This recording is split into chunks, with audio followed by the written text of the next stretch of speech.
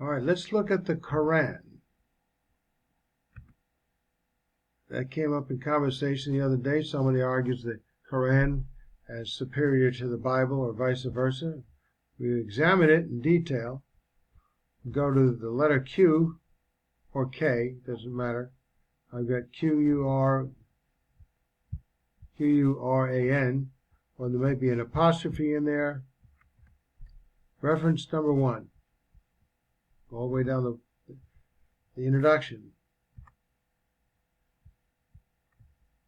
In the Quran and the Bible, was Jesus Christ crucified and resurrected from the dead? The Quran says, this is Abdullah Yusuf Ali, the text and the translation. Surah 157, Surah 4, 157 to 158. That they, the Jews, said in boast, we killed Christ Jesus, the Son of Mary, the Apostle of God. But they killed him not, nor crucified him. But so it was made to appear to them. Therein are full of doubts, with no certain knowledge, but only conjecture to follow. For a surety they killed him not. And in 158, nay, God raised him up unto himself, and God is exalted in power and wise. Well, we have the testimony in history. If Christ was not crucified, dead, and buried, then it was the greatest hoax ever perpetrated on humanity. For billions have believed in this to their dying moments. Millions have researched the accounts exhaustively and have affirmed the truth of Christ's death and resurrection. And millions have sought in innumerable ways to refute the historical accounts of Christ's crucifixion, death, burial, and resurrection without success. So to say that it was all untrue is highly improbable, especially given the lack of any historical testimony available to the contrary after 2,000 years of searching. The testimony of the Bible is actually a collection of numerous eyewitnesses giving historical testimony which was written down. 27 writings of all the New Testament all testify in numerous ways by numerous different people, especially as to more than a few absolutely harmonious eyewitness accounts of the historical event of Christ's crucifixion, death, burial, and resurrection. Point 4, the written historical testimony outside of the Bible. And there is even more evidence outside of the Bible itself, which alone demands a verdict in favor of believing that these events did occur. The following text is from the book Evidence That Demands a Verdict by Josh McDowell. Cornelius Tacitus, a Roman historian in 112 AD, governor of Asia, son-in-law of Julius Agricola, who was the governor of Britain. Writing of the reign of Nero, Tacitus alludes to the death of Christ and to the existence of Christians at Rome. But not all the relief could come from man, not all the bounties that the prince could bestow, nor all the atonements which could be presented to the gods availed to relieve Nero from the infamy of being believed to have ordered the conflagration, the fire of Rome. Hence, to suppress the rumor, he falsely charged with the guilt and punished with the most exquisite tortures the persons commonly called Christians, who were hated for their enormities, atrocious offenses by worshiping God and denying the deity of the false gods. Christus, the founder of the name, was put to death by Pontius Pilate, procurator of Judea, in the reign of Tiberius. But the pernicious superstition, suppressed for a time, broke out again, not only through Judea, where the mischief originated, but through the city of Rome also. Lucian of Samosata, a satirist of the 2nd century who spoke scornfully of Christ and the Christians. He connected them with the synagogues of Palestine and alluded to Christ as the man who was crucified in Palestine because he introduced this new cult into the world. Furthermore, their first lawgiver persuaded them that they were all brothers of one another after they have transgressed once for all by denying the Greek gods and by worshiping that crucified sophist himself and living under his laws. Flavius Josephus, Jewish historian for the Romans, became a Pharisee at age 19. AD 66, he was the commander of Jewish forces in Galilee. After being captured, he was attached to the Roman headquarters. Josephus, a Jewish historian writing at the end of the 1st century AD, had this fascinating passage in Antiquities that he wrote. Now there was about this time Jesus, a wise man, if it be lawful to call him a man, for he was a doer of wonderful works, a teacher of such men as received the truth with pleasure.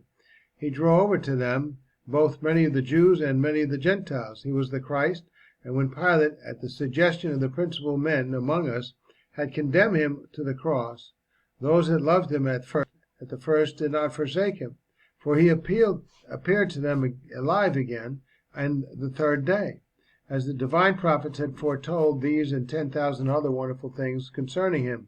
And the tribe of Christians so named from him are not extinct at this day. That's what he wrote. He's not a Bible writer, the historian for the Romans. Attempts have been made to show that Josephus could not have written this, however. This passage, writes Michael Green of Man Alive, was in the text of Josephus used by Eusebius in the 4th century, and it is all the more remarkable when we remember that so far from being sympathetic to Christians, Josephus was a Jew writing to please the Romans. This story could not have pleased them in the slightest. He would hardly have included it if it were not true. The Arabic text of the passage is as follows. At this time there was a wise man who was called Jesus, and his conduct was good, and he was known to be virtuous. And many people from among the Jews and the other nations became his disciples.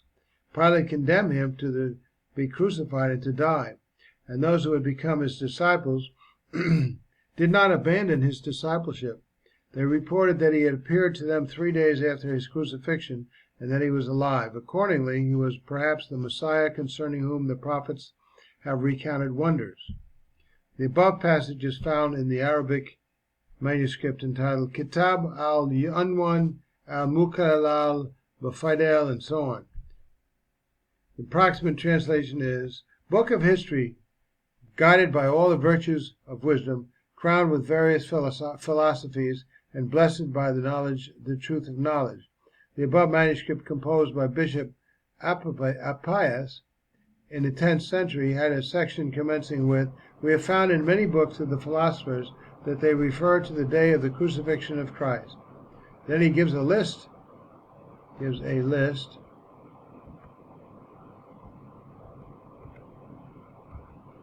Oops.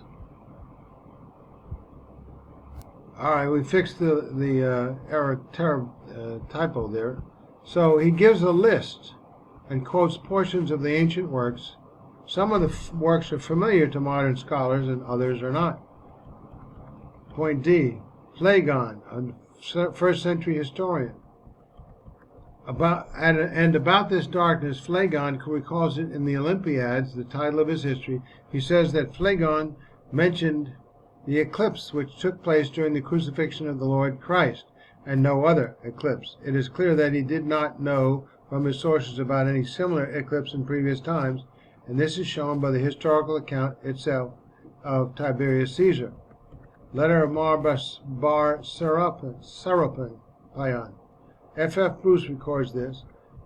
In the British Museum, an interesting manuscript preserving the text of a letter written some time later than AD 73. How much later, we cannot be sure.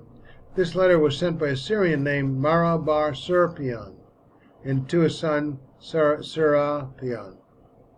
Mara bar Serapion was in prison at the time, but he wrote to encourage his son in the pursuit of wisdom and pointed out that those who persecuted wise men were overtaken by misfortune. He instances the deaths of Socrates, Pythagoras, and Christ.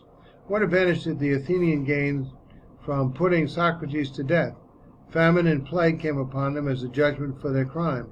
What advantage did the men of Samos gain from burning Pythagoras? In a moment their land was covered with sand. What advantage did the Jews have from executing their wise king? It was just after that their kingdom was abolished. The Jews, ruined and driven from their land, live in complete dispersion. Now we have Justin Martyr. About AD 150, Justin Martyr, addressing his defense of Christianity to the Emperor Antoninus Pius, referred him to Pilate's report, which Justin supposed must be preserved in the imperial archives. But the words, "They pierced my hands and feet," he says, are a description of the nails that were fixed in his hands and his feet on the cross, and after he was crucified, those who crucified him cast lots for his garments and divided them among themselves. And that these things were so, you may learn from the Acts, which were recorded under Pontius Pilate. Now the Jewish Talmuds, the Babylonian Talmud, and hanged him, Jesus, on the eve of the Passover. Comments on the Baraila are of great historical value. On the eve of the Passover, they hanged Yeshu, or of Nazareth, and the herald went before him for 40 days, saying, "Yeshu of Nazareth is going forth to be stoned, in that he had practiced sorcery and beguiled and led astray Israel. Let everyone know aught in his defense come and plead for him." But they found aught in his defense and hanged him on the eve of Passover on the cross.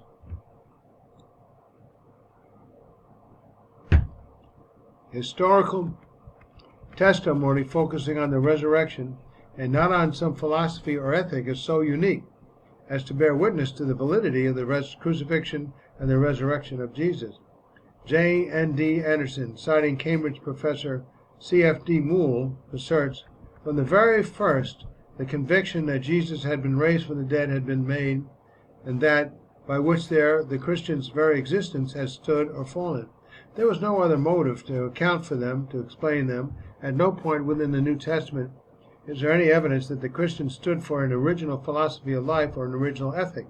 Their sole function is to bear witness to what they claim is an event, the raising of Jesus from among the dead. The only distinctive thing for which the Christians stood for was their declaration that Jesus had been raised from the dead according to God's design, and the consequent estimate of him as in a unique sense Son of God and representative man, and the resulting conception of the way to reconciliation. As an historic fact, it has been his resurrection which has enabled men to believe in his official exaltation over humanity. It is not a mere question of the moral influence of his character, example, and teaching. It is that their present surrender to him as their Redeemer has been promoted by this belief and could not be justified without it. So we have eyewitnesses, and the absolutely consistent accounts and the complete lack of credible refutation over hundreds of years validates the crucifixion and the resurrection and the written accounts of those events. When an event takes place in history, there are enough people alive who were eyewitnesses of it or had participated in the event, and when the information is published, one is able to verify the validity of an historical event. No one could now issue a biography of Queen Victoria, who died 31 years ago, full of anecdotes which were quite untrue. They would be contradicted at once. They would certainly not be generally accepted and passed on as true. So the writer refers to an event in his time to illustrate his point that writers within 30 years of the event of Jesus' death, New Testament, and resurrection had to be truthful to find their writings soon refuted that did not happen. Hence, there is a great improbability that the account of the resurrection given by Mark, which agrees substantially with that given in the other Gospels, is a pure invention. This mythical theory has had to be abandoned because it will not bear close scrutiny. The evidence for our Lord's life and death and resurrection may be, and often has been, shown to be satisfactory. It is good accounting according to the common rules for distinguishing good evidence and bad. I call that language, context, and logic. The same rules which would establish whether or not the QUR'AN is authentic when applied to the Bible have established the Bible as it exists today as absolutely authentic and credible. Thousands and tens of thousands of persons have gone through it piece by piece, as carefully as every judge summing up on a most important cause. I have myself, the writer William Wilbur M. Smith, done it many times over, not to persuade others, but to satisfy myself. I have been used for many years to study histories of other times and to examine